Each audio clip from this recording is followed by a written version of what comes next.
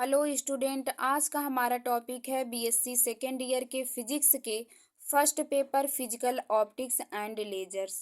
आज का हमारा टॉपिक है प्रिंसिपल ऑफ सुपरपोजिशन। तो जो हमारा प्रिंसिपल ऑफ सुपरपोजिशन है यह क्या होता है, इसके सिद्धांत को समझते हैं। When two or more waves pass through a medium, जब दो या दो से अधिक वेव किसी मीडियम से होकर गुजरते हैं, its particles are affected by each wave independently. तो क्या होता है, जो पार्टिकल्स होते हैं वह प्रत्येक वेव से स्वतंत्र पूर्वक अफेक्टेड होते हैं या प्रभावित होते हैं। एट एन इंस्टेंट, एक क्षण ऐसा होता है, the resultant displacement of A particle, किसी एक पार्टिकल का जो रिजल्टेंट डिस्प्लेसमेंट होता है, परिणामी विस्थापन होता है, वह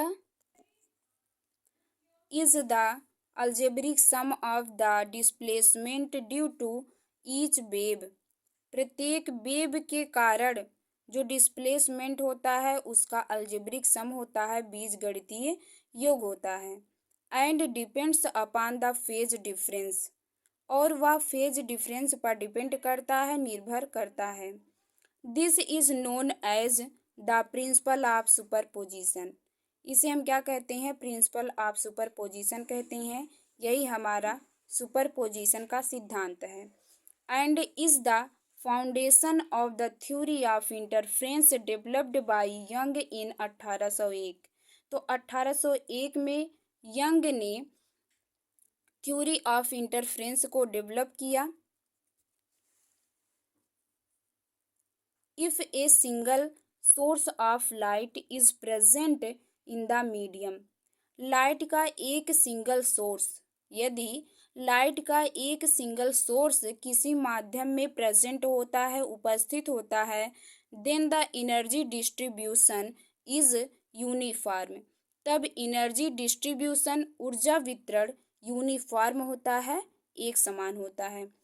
however if there are two adjacent exactly similar sources, यदि दो एडजेसेंट, जिसका मतलब होता है आसन्न, एग्जैक्टली सिमिलर सोर्सेज, बिल्कुल समान सोर्सेज होते हैं, then the distribution no longer remains uniform, तो जो डिस्ट्रीब्यूशन होता है, वितरण होता है, वह एक समान नहीं होता है। At some places the energy is maximum while at other places the energy is minimum, तो कुछ स्थानों पर जो एनर्जी होती है वो मैक्सिमम होती है, जबकि कुछ स्थानों पर एनर्जी कम होती है। Of course the total energy of the system remains the same, बेशक जो हमारा सिस्टम है उसकी टोटल एनर्जी सेम होती है। तो ये हो गया हमारा प्रिंसिपल ऑफ सुपरपोजिशन। अब आगे देखते हैं इंटरफ्रेंस ऑफ लाइट क्या होता है। तो इस प्रकार से हमारी एग्जाम में क्वेश्चन आता है, what do you mean by interference of light, interference of light से आप क्या समझते हैं। तो चलिए समझते हैं। This modification in energy distribution due to presence of two or more exactly similar sources,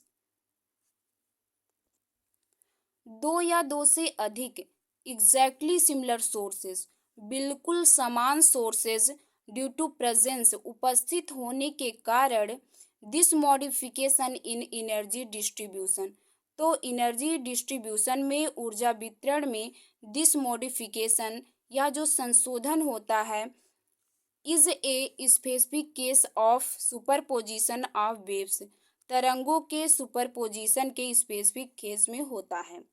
and is known as interference, जिसे हम इंटरफ्रेंस के रूप में जानते हैं।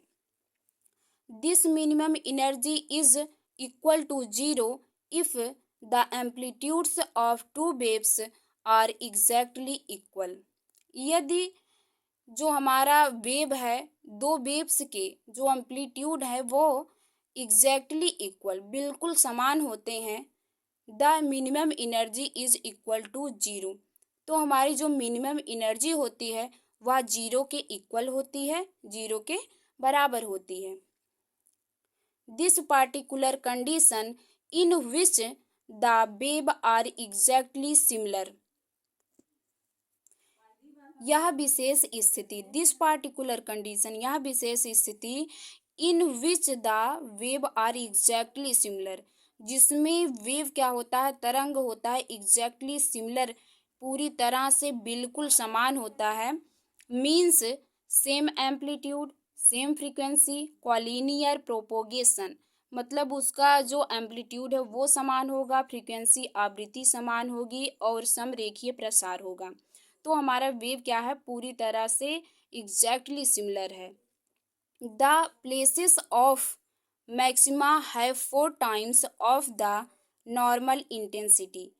जब जो मैक्सिमा की प्लेसेज हैं, मैक्सिमा की स्थानों पर जो नॉर्मल इंटेंसिटी है वो 4 टाइम्स होगी। While the places of minima have 0, जबकि मिनिमा के स्थानों पर इंटेंसिटी क्या होगी, 0 होगी। This result into A sharp contrast between the maxima and minima. यह जो रिजल्ट होगा, यह मैक्सिमा और मिनिमा के बीच का जो अंतर होगा वह अधिक होगा, तीव्र होगा। Because the ratio of the intensities of to becomes infinite, क्योंकि जो हमारे इंटेंसिटी ऑफ मैक्सिमा है, मिनिमा है, उसका जो रेशियो होगा वह कितना होगा, इनफाइनाइट होगा। जैसा कि हम देख सकते हैं, intensity of maxima upon intensity of minima 4² upon 0 equal to infinite. मतलब यहाँ पे हमने 2 का इंटेंसिटी निकाला है, तो हमारा जो रेशियो है वो कितना आ गया, अनंत आ गया, इनफाइनाइट आ गया। अब इसके आगे देखते हैं। इसमें इस पैरा में हम ये भी समझेंगे कि कोहेरेंट सोर्सेज क्या होते हैं। Means this condition of distribution of energy persists due to two waves having same amplitude. तो जो डिस्ट्रीब्यूशन ऑफ एनर्जी है, ऊर्जा वितरण है, इसका यह कंडीशन क्यों होता है, क्योंकि इसका जो सेम एम्पलीट्यूड, समान आयाम वाली दो वेव से बनती है, समान आयाम वाली दो वेव से ऐसी कंडीशन बनती है। However in case when the amplitudes due to two waves are not exactly equal, ऐसे केसेस में क्या होता है कि दो तरंगों के कारण जो एम्पलीट्यूड होते हैं वो इक्वल नहीं होते हैं, द इंटरफ्रेंस अकर्स। तो क्या होता है, इंटरफ्रेंस होता है, बट इंटेंसिटी ऑफ मिनिमा, लेकिन जो मिनिमा की इंटेंसिटी होती है इज नॉट जीरो, वह जीरो नहीं होती है। And the contrast between the maxima and minima is not as sharp as in case of equal amplitudes. और मैक्सिमा और मिनिमा के बीच, मैक्सिमा और मिनिमा के बीच का जो अंतर होता है इज नॉट एज शार्प, उतना तेज नहीं होता है, as in case of equal amplitude, जितना इक्वल एम्पलीट्यूड के केस में होता है। Such exactly similar sources which exit sustained interference are known as coherent sources. इस प्रकार जो सिमिलर सोर्सेज होते हैं वो क्या करते हैं, इंटरफ्रेंस को प्रदर्शित करते हैं, लगातार प्रदर्शित करते हैं, are known as coherent sources, जिसे हम क्या कहते हैं, कोहेरेंट सोर्सेज कहते हैं, कोहेरेंट सोर्सेज के नाम से जानते हैं। तो ये हम इसमें हमने 3 टॉपिक्स को कवर किया है। Thank you so much. अगर आपको हमारा वीडियो अच्छा लगा हो तो लाइक कीजिए, और आपका कोई डाउट हो, कोई क्वेश्चन हो तो आप हमें कमेंट सेक्शन में कमेंट कर सकते हैं। Thank you.